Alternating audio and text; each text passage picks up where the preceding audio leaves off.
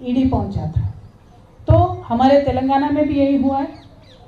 तकरीबन सारे business houses पे एक 500 प्लस बिजनेस हाउसेस पे आईटी रेड होता है। सीबीआई के रेड एक 100 होते हैं तेलंगाना के राज्य में।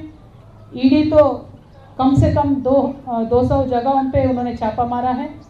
और एनआईए एजेंसी ने 500 to 600 मिनिमम लोगों को बुला के उनको डरा के धमका के अलग अलग तरीके का काम वहाँ पे चल रहा है। मैं ये लोगों के सामने, जनता के सामने आज रखना चाहती हूँ, क्योंकि ये मेरे अकेले का मुद्दा नहीं है। हमारे खुद के पार्टी में मिनिमम 15-16 लोगों को, एमएलएस को, एमपीस को, मिनिस्टर्स को टारगेट करके अलग अलग केसेस में बुलाने का काम कर रहे हैं। तो मेरा मोदी जी से, बीजेपी से एक ही विनती है कि आप जनता के पास जाइए। आपने किस तरीके का डेवलपमेंट किया है, तेलंगाना के लिए आपने क्या किया है, देश के लिए आपने क्या किया है, वो बताइए।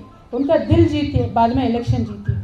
लेकिन हम इलेक्शन हारेंगे या जीतेंगे, एनफोर्समेंट डायरेक्टरेट यूज़ करेंगे, बैकडोर से गवर्नमेंट में आएंगे, इस तरीके का तो हमने देख लिया है। 9 राज्यों में चला है और तेलंगाना में वो चल नहीं पाया।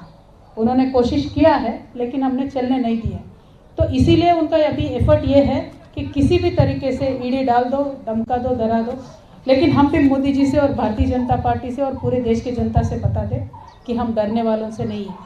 हम एक आंदोलन करके स्टेट को हासिल करके आज स्टेट में सरकार चला रहे हैं। आगे चल के भी हम जनता के लिए ही काम करेंगे और हम बराबर मोदी जी का, भारतीय जनता पार्टी का जो फेल्यूर्स है उसको एक्सपोज करते ही रहेंगे। देखिए, मोदी जी ने 2022 तक बहुत वादे किए थे। उन्होंने जवान को फेल कर दिया, इस किसान को फेल कर दिया, युवाओं को फेल कर दिया। हर एक सेक्शन में वो सिर्फ और सिर्फ फेल्यूर हो और कुछ भी नहीं है। देखिए, आज ईडी के डायरेक्टर है, उनको एक्सटेंशन पे एक्सटेंशन मिलता है। सेबी के डायरेक्टर है, उनको एक्सटेंशन मिलता है। एसबीआई के डायरेक्टर है, उनको एक्सटेंशन मिलता है रिटायर होने के बाद। एलआईसी के डायरेक्टर है, उनको एक्सटेंशन मिलता है। क्यों मिल रहा है इनको? क्योंकि जहाँ ये बोलेंगे वहाँ वो जनता की पैसा निवेश करेंगे और बाकी ये जो एजेंसीज है वो जहाँ बोलेंगे वहाँ जाके काम करेंगे। तो मैं सिंपल सवाल भारतीय जनता पार्टी से पूछती हूँ, अग्निवीर में आप जो लोगों को, युवाओं को ले रहे हैं, उनको एक्सटेंशन दीजिए पहले। क्यों नहीं मिलेगा उनको एक्सटेंशन? क्यों ले रहे हो आप उनको 4 साल को? 4 साल के लिए उनको क्यों ले रहे हो?